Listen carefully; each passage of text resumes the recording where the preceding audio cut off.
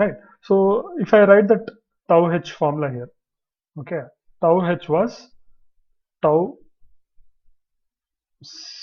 gs1 plus tau gd1 plus tau 3 plus tau 4. This is what we derived in the last class, where uh, tau gs1 is cgs1 into rgs1, rgs1, which was cgs1 into r signal.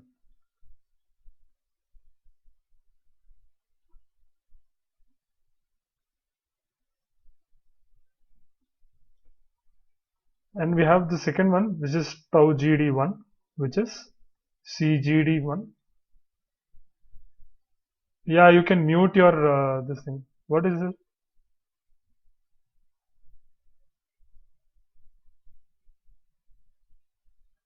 Okay, okay, okay, okay.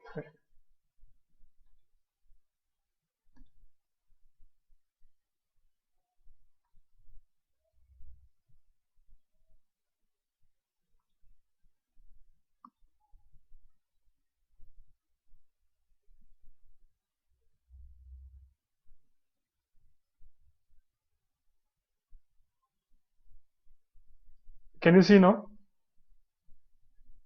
Is it clear now? Okay. So tau GD1 was CGD1 into RGD1. Okay. So we derived RGD1 as this is CGD1 into RGD1 was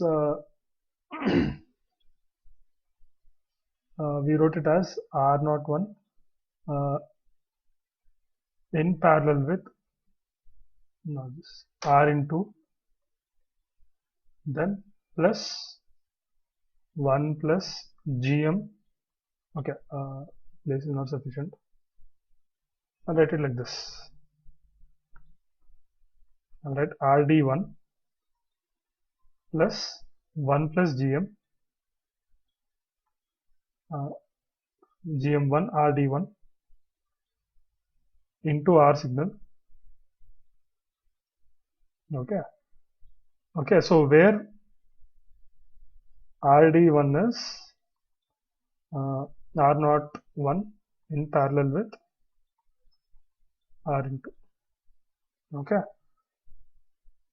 Next, we have written tau 3. Okay. Tau 3 as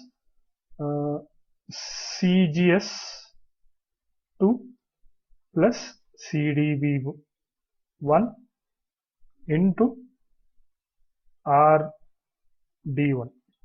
Okay.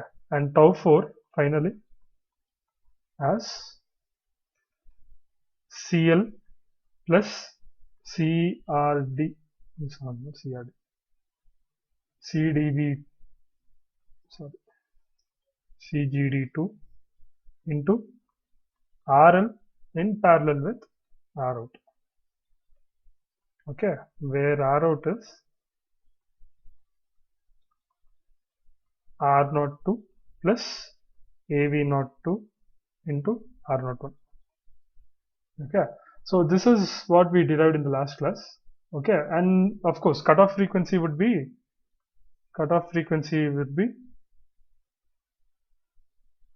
FH is equal to 1 by 2 pi tau h. This is what cutoff frequency will be, right?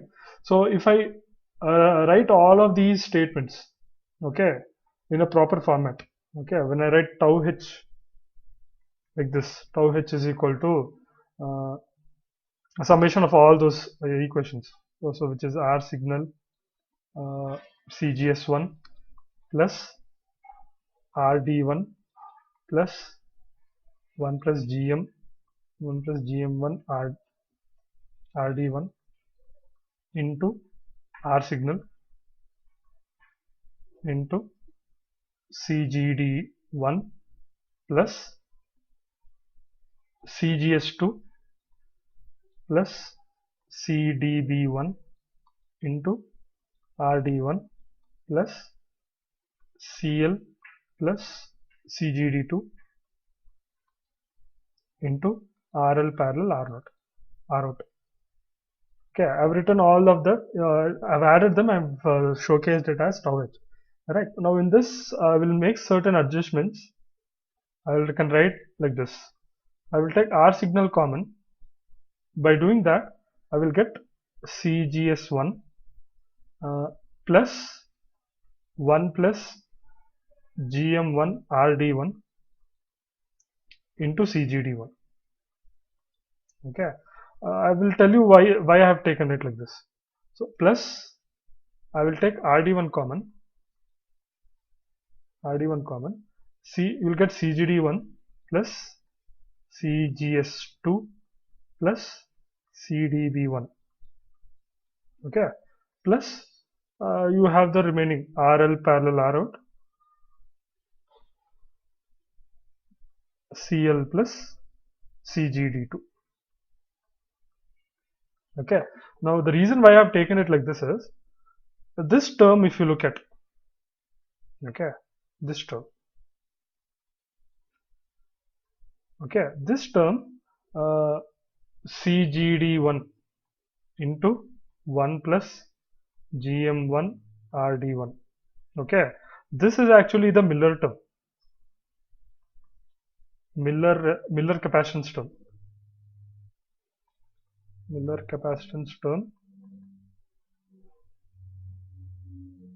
of transistor Q1. Okay, observe it. CGD1 is obviously 1 means it is of the transistor 1 of Q1.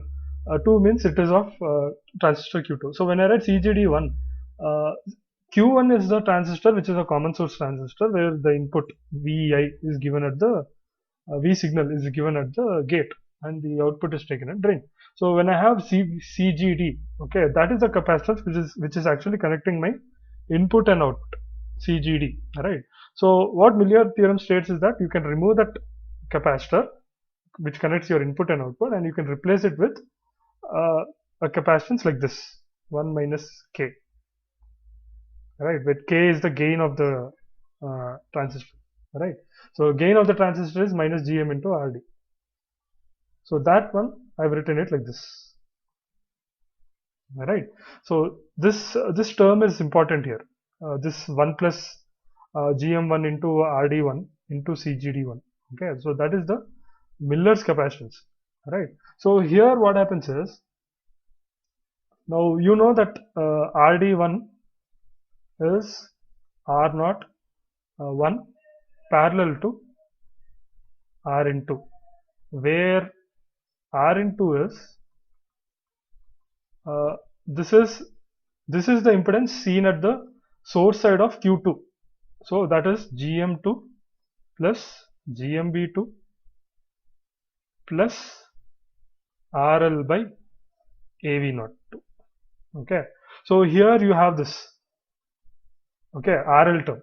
So if you have a large RL, if large RL is present, okay, yeah, no problem.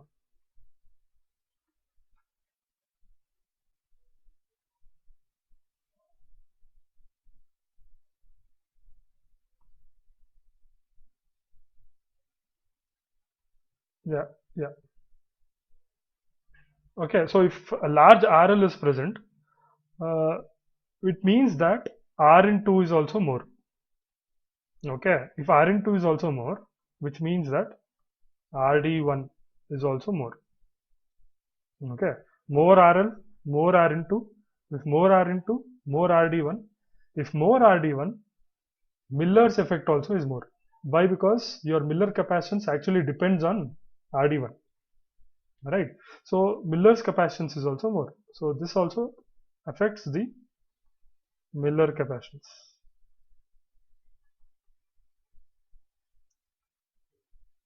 or Miller capacitance or Miller effect, you can say. Okay, so the idea behind, see, you should not have as high Miller effect in your you should not have a higher Miller effect in your circuit diagram. So when this happens, what happens is your gain tends to be very not so stable. Okay, so Miller effect in your circuits, in your amplifier, should be as less as possible. it will not give proper frequency response. That is why, if you see common source amplifiers, it is always plagued with this problem, Miller effect, right? But if you look at common gate transistors or common gate amplifiers, right? There, you don't have Miller effect coming into picture there, right? You don't have Miller effect coming into picture there.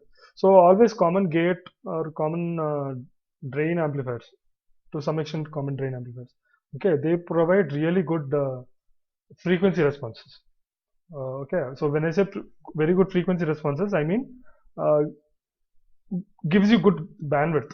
Okay, but the problem with common gate or common drain amplifier is it does not provide good gain. That is provided by common source, right? So this is another reason why you need a common gate transistor associated with a common source amplifier to get a good gain as well as a good frequency response, right? So here RL should not be very large value, it should be a substantial value, okay, a normal moderate value, such that Miller effect does not come into picture here. Okay, so that is the idea here. So if I make, see earlier in the where we derived AV, okay, we wrote AV as minus A naught square into RL by RL plus A naught into R naught. A naught into R naught. We have written this, right? So in this, if I make, if RL is A naught times R naught, we have done this. So AV becomes minus A naught square by 2, right? So A naught times R naught is a very large value, right? But instead, sorry, instead, RL say is R naught. Then in that case, AV will become say minus A naught square R naught divided by R naught plus 8 naught times R naught, right? So this will become minus A naught square divided by 1 plus A naught. So this is a value which is very close to minus A naught. Okay, if you assume A naught to be very greater value compared to 1, that 1 you can neglect. So A naught will get cancelled and you're left out with minus A naught. So this means that, okay, this here means that a cascade amplifier provides the same gain,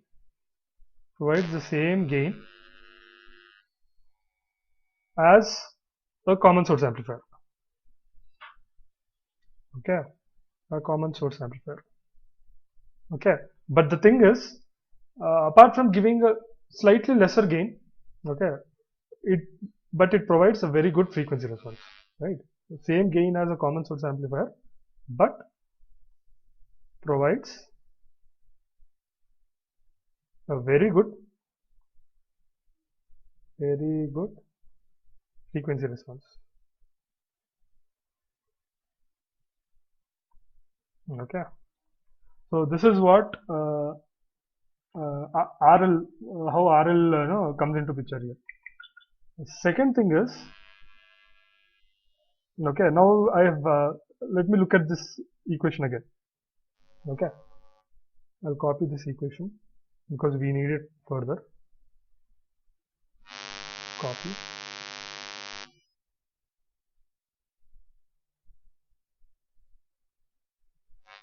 Right, I don't need all this. Now in this equation, there is another condition I want to see.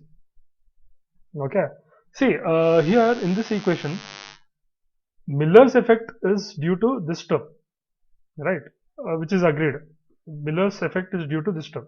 So somehow, if I remove this entire term, if I somehow remove it from the picture, then I can somehow get a better response, right? So that I can do by making R signal very small.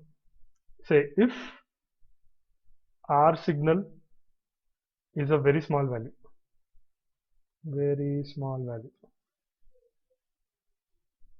Okay, if it is a very small value, right, then this first term, this entire first term which you have, okay, that entire first term can be actually neglected, right?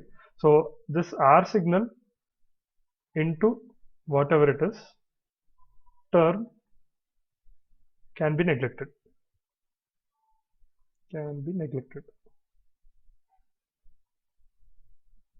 right? So here I can write tau h as, therefore tau h as RD1 into CGD1 plus CGS2 plus CDB1 plus RL parallel Rout CL plus CGD2, right? Now if you compare these two terms, the second term will be actually dominant. The reason is this term is more dominant. This term is more dominant, right? Because the reason is, if you look at these no, capacitor values, they are usually in femtofarads. In femtofarads. That if you multiply with RD1, even if RD1 is in kilo ohms, so this entire term is a very less value. This entire term is a very less value. Okay, and not very contributing towards tau h. Okay, it does not contribute very much towards tau h value. Alright, so you can write finally tau h as you can finally write it as RL parallel Rout into CL plus CGD2.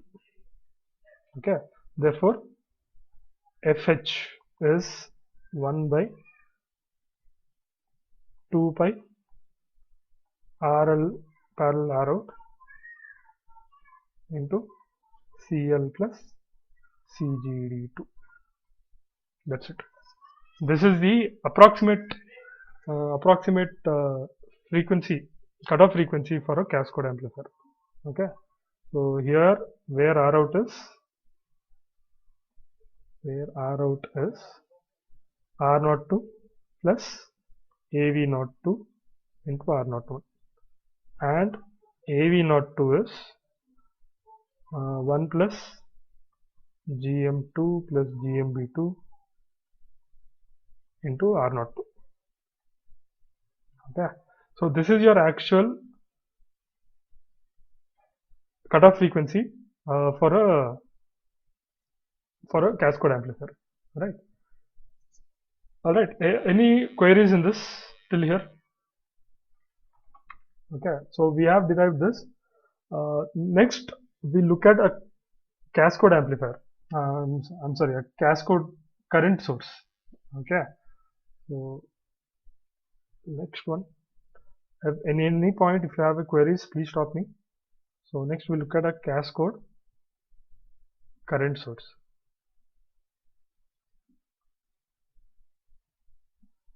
Okay, now in this, if you remember your cascode amplifier, okay, you had V bias here. This was your common gate transistor. Then you had a common source amplifier where you give your input. This was ground. This was your output, V out, which was given to RL here. Here you had a current source. Okay, this current source you had here, which was given to VDD. Okay, now this current source I, okay, that is for maintaining the bias current throughout the entire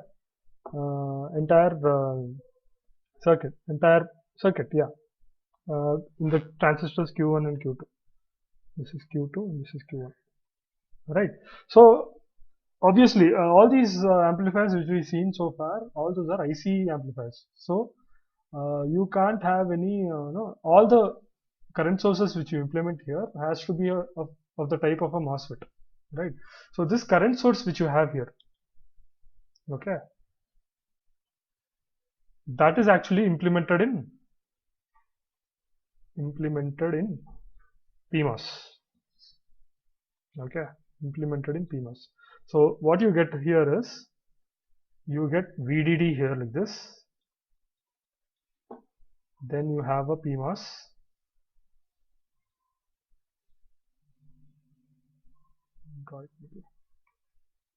PMOS,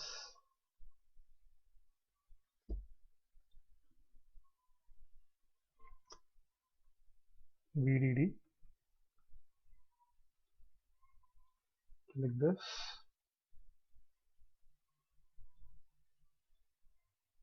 another PMOS. This one I will call it as the Q1 and Q2. This you forget it for now. Okay, so this is V bias 1, V bias 2, right?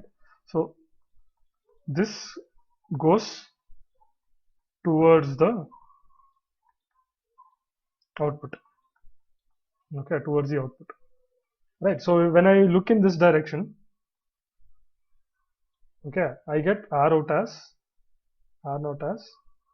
GM2 into R02 into R01, okay, and if I look at impedance in this direction, I will get R01, right? Same thing, cascode. See, in this one, if you look in this direction, okay, I get R01, but if I look in this direction, I will get GM2 R02 times R01, right? Same thing here, right? So in this direction, if I look in this direction like this, I will get R01. R01 is the drain to source resistance of Q1, and if I look at this direction, okay, I will look at the amplified version of R01, okay, which is amplified by the intrinsic gain of Q2, okay. So this is actually intrinsic gain of Q2, okay. This is what a cascode current source is. So you replace that IE entirely, IE entirely with two PMOS transistors like this, okay. So the reason why that is done is, see here, if I draw the entire structure, so that thing will clarify. So I have VDD here,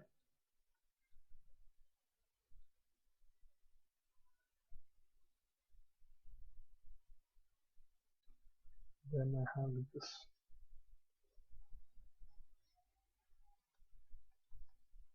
Okay, this one is a PMOS, this one is also PMOS, this one is NMOS, this one is NMOS. Okay, you are giving the input here, which is, I will call it as VI. This I will call it as V bias 1. This is V bias 2. This is V bias 3. Okay, and the output which you take will be actually here, V0.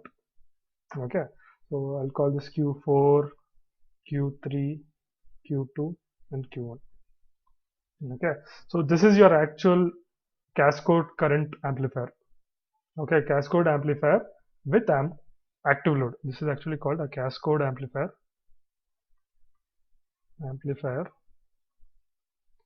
with active PMOS load. Okay, right. So here you have Q3, Q2, Q1, Q1, Q2 and Q1. So if I look in this direction, okay, the impedance which I see is, I will call it as ROP, and in this direction if I look at the impedance, I will call it as RON. Okay, so ROP here is Okay.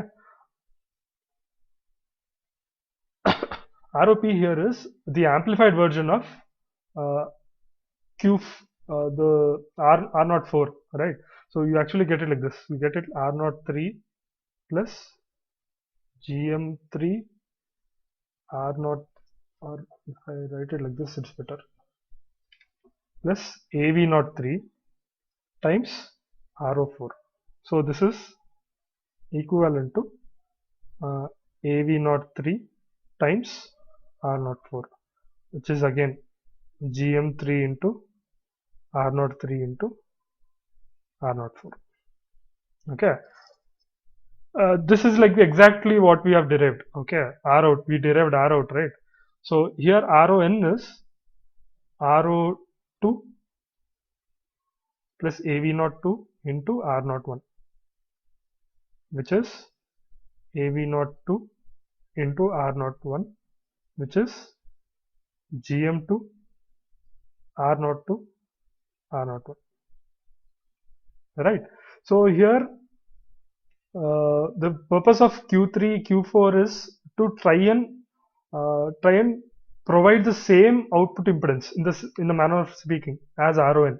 See, in this direction, if you look at RON, okay, in this direction, if you look at RON, that same level of impedance should be given by the active load also, which is ROP. That is why if you look at ROP and RON, they have the formulas somewhat look very similar. And obviously, if you look at the Q3 and Q4 pair of transistors, both these pair are in the cascode form. Okay, Q4 is actually Q4 and Q3 are actually your cascode transistors, and along with Q2. Okay, but Q3 and Q4 are PMOS. Okay, and they form the PMOS load. And Q2 here actually is the cascode transistor. Cascode transistor for Q1. Okay. Similarly, Q3, Q4 also provide the same no, pattern of resistance, like R. If you compare R0P and R0N, right? So it provides the same pattern of resistance.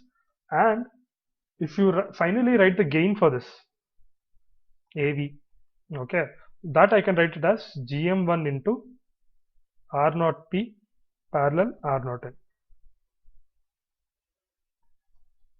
Okay. So this is what a cascode current source is. Okay, there's all this. So here, just remember, in this direction it is R0P, and in this direction it is R0N. Okay, right. Then what are V bias 1 and V bias 2? Okay, so V bias 1 and V bias 2. See here, if you look at this diagram, okay, this current source, okay, the current flowing through the entire circuit is I, right? So how is that I maintained? Okay, now that I is maintained by this V bias 1. Okay, so I'll put a note here. Okay. I'll write a small note here. V bias 1 maintains current I. Okay, V bias 1 maintains current I flowing through the entire circuit. So how is that current I being generated? It is being generated by V bias 1. And you have V bias 1 and V bias 2. V bias 1 and V bias 2. Okay, both of them keep Q3 and Q4 in saturation.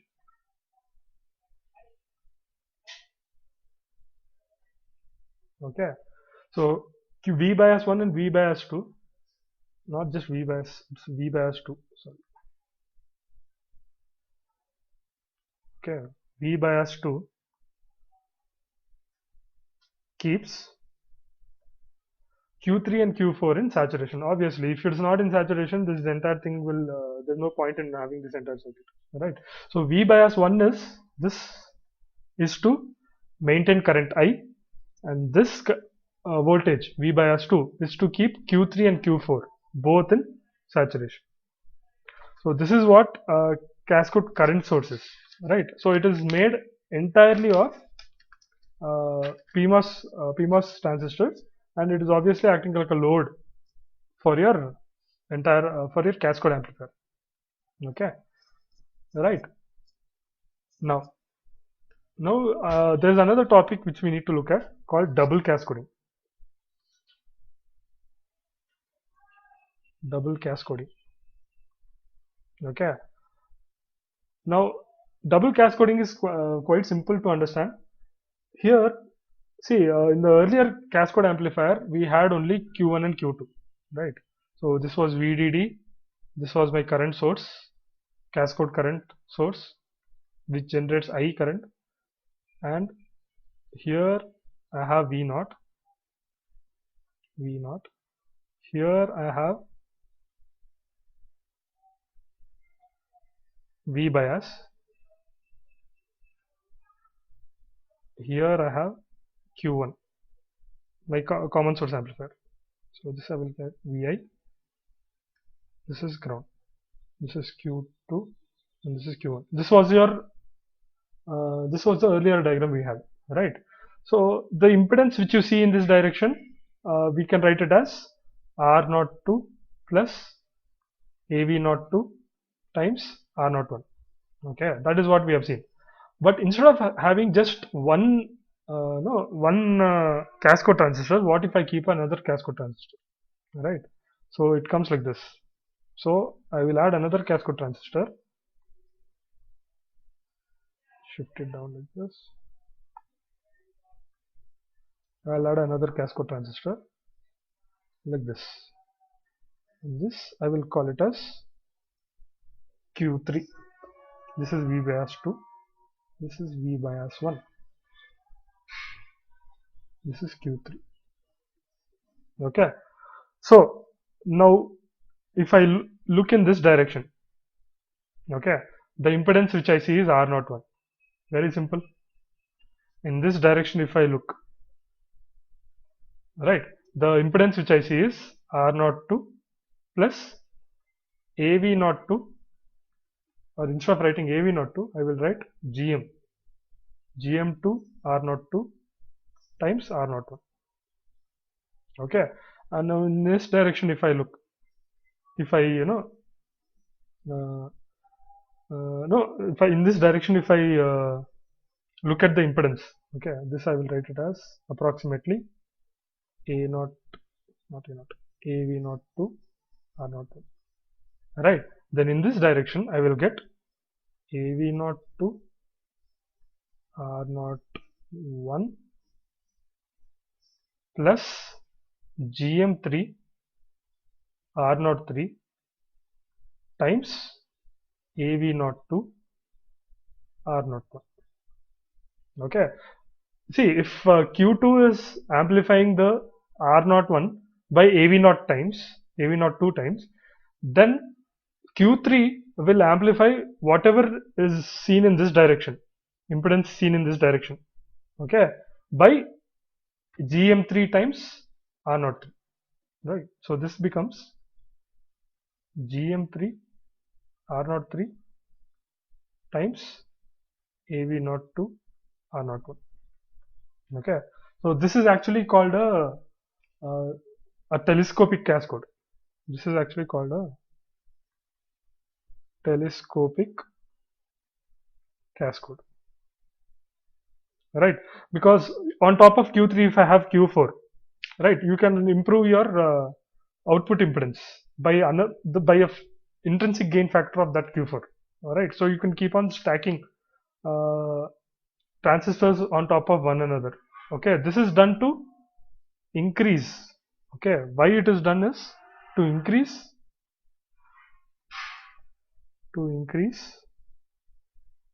the output impedance. To increase the output impedance. Okay. Right. So you can keep on stacking. Stacking. You can keep, if you keep on stacking transistors on top of one another, you're going to obviously keep on increasing your output impedance. So if output impedance increases, gain also increases. So here for this I can write gain as AV as minus GM1 into this transistor, this resistance, which is GM0, GM3, R03 times AV02 times R01. Okay, so this is what it is. Okay, this entire thing is the impedance C net,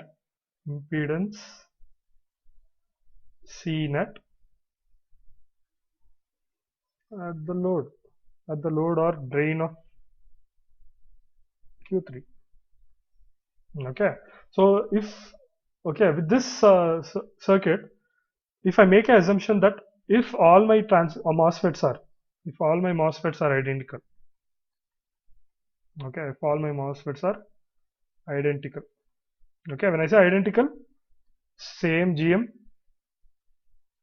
same R0, okay, then I can write AV as minus GM into R0 whole cube, okay, which is nothing but minus A0 cube, right? So by having two cascode transistors, you are getting cubic times gain of that of your common source amplifier, right?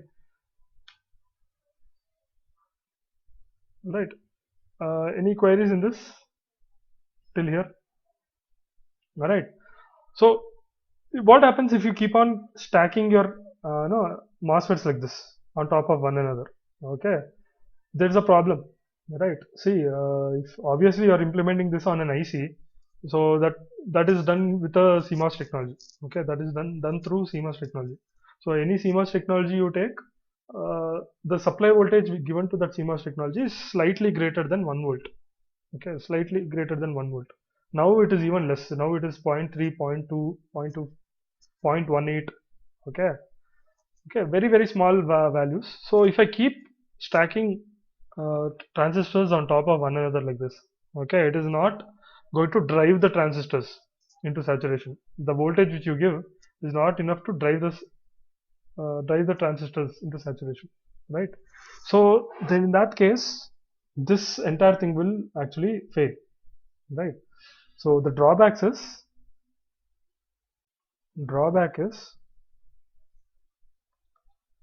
can't be used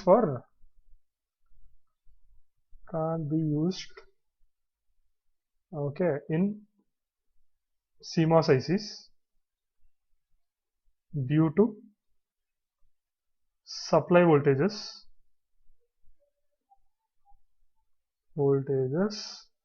being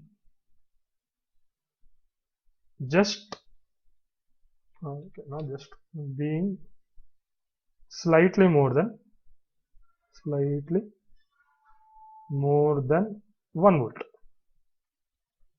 Okay, so you can't use this, the obvious reason, right? And obviously if you look at the output impedance, okay, we got our output impedance as R out equal to, when I say R out, I mean this is what R out is. Okay, so R out equals to, I got it as GM3 R03 times AV02 times R01, right? So this I can equivalently write it as A0 square times R0. Okay, so which is a very large impedance. Okay, you have a A0 square term here, so which is a large impedance. Okay, large impedance, and that voltage which is less than 1 volt, and you need large current to actually drive this impedance, and needs large current to drive it. current to drive it.